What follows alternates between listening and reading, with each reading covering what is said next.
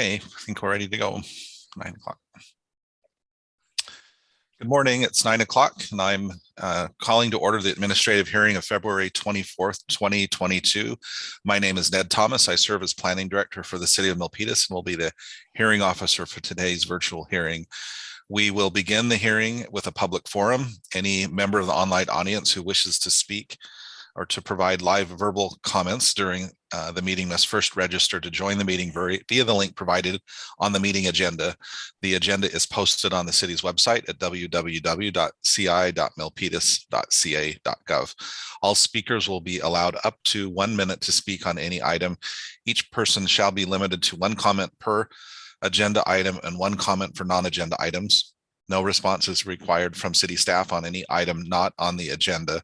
Please use the chat box if you need technical assistance only. The chat box does not serve as a public comment forum. Thank you. So, recording secretary, are there any registered participants in the online queue with general comments?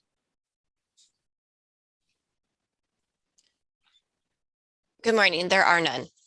Great, thank you. With that, we'll move directly to the public hearing portion of today's agenda. The hearing will proceed as follows. I will identify the project as described on the agenda. Staff will provide a brief report. The applicant or their representative will then have up to 5 minutes to speak and should identify themselves by stating their name for the record. If you don't wish to speak, you can waive your time.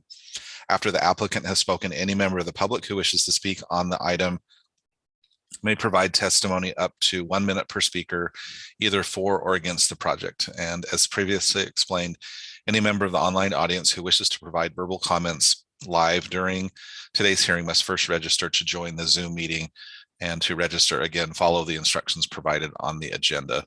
Following comments from the public, the applicant may respond to those public comments or make additional remarks for up to 5 minutes. So that's our process. Our first and only item today is a minor site development permit for 2 prefab storage sheds. In zoning terms, we refer to them as 2 accessory buildings at the rear of an existing multi-tenant commercial building. I believe this is on Milpitas Boulevard near Dixon Landing Road. So I'll turn the time over to our associate planner, Avery Stark, with this brief staff report. Thank you, Director Thomas. Good morning, everyone. My name is Avery Stark, an associate planner here with the city of Milpitas. As Director indicated, this is an application for a request to permit to allow 2 accessory buildings, prefab storage sheds at the rear of an existing multi-tenant commercial building in the C1 neighborhood commercial zoning district.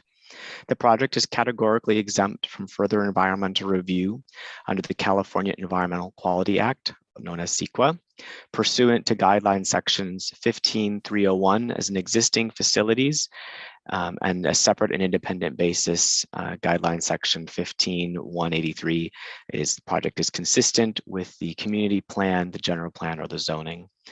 Again, the site location is 50 Dixon Road. This is a part of the Thousand Tasty Restaurants, a neighborhood restaurant here in the city of Milpitas. This application is a part of an abatement of a code violation case just to come into compliance for these existing sheds that are used for the primary purposes of storing dry to-go containers or other to-go like items. As a result of the pandemic, the applicant needed to have additional storage on site to facilitate the storage of those items, as they had switched from a primarily in-person dining experience to definitely more of a to-go style. Pursuant to the municipal code, a minor site development permit is required for accessory buildings up to 2,500 square feet in size in a non-residential district, with review and approval by the zoning administrator. And for the purposes of this report, we are referring to the 2 prefab storage as accessory buildings as defined by our municipal code. If you could scroll down, Secretary.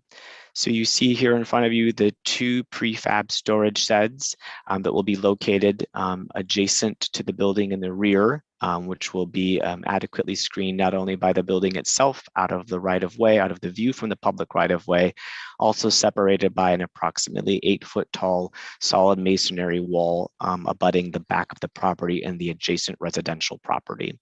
Again, these storage sheds are for dry goods. They are not intended for any habitable purposes or the storage of any fresh food of anything. It is simply for that storage of dry, to-go containers, boxes, napkins, things of that nature that were necessary as a part of the switch from the pandemic and the way they've operated their business.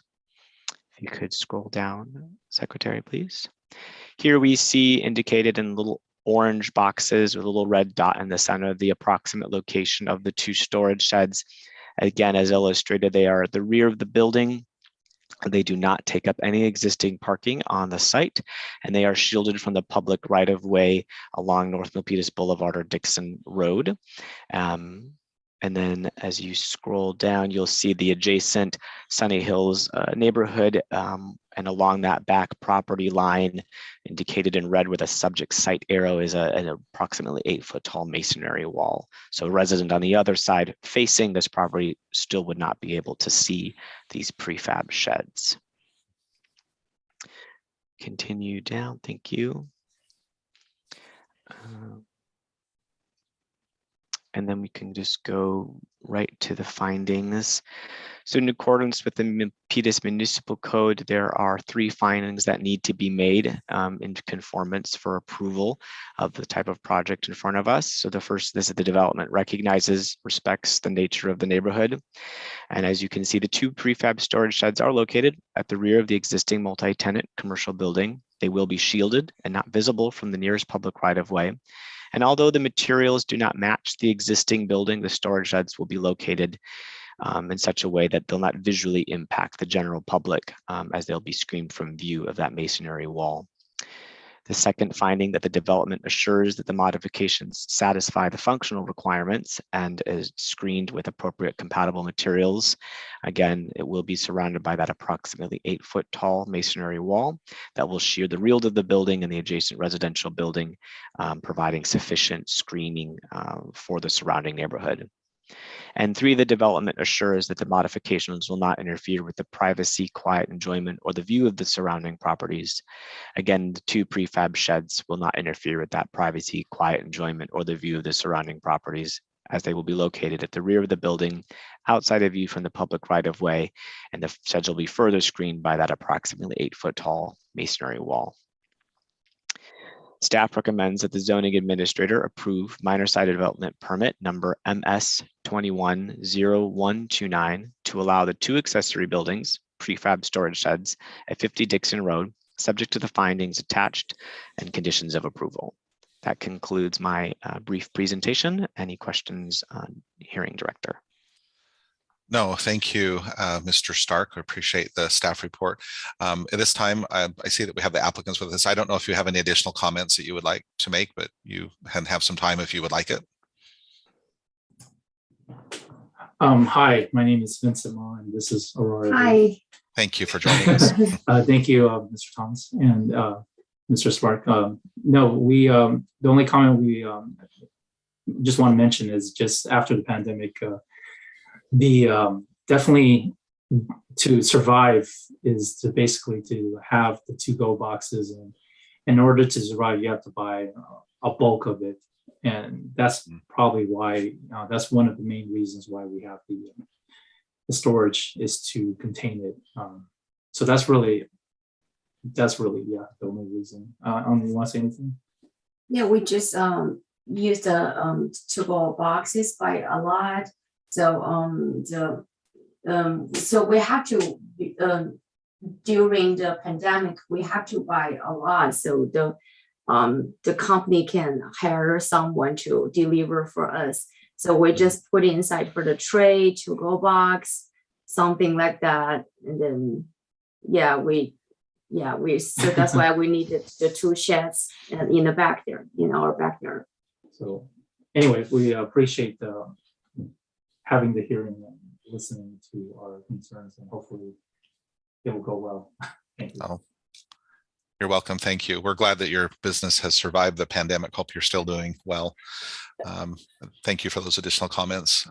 Hearing Secretary, do we have any additional comments from any members of the public? I'll open the public hearing.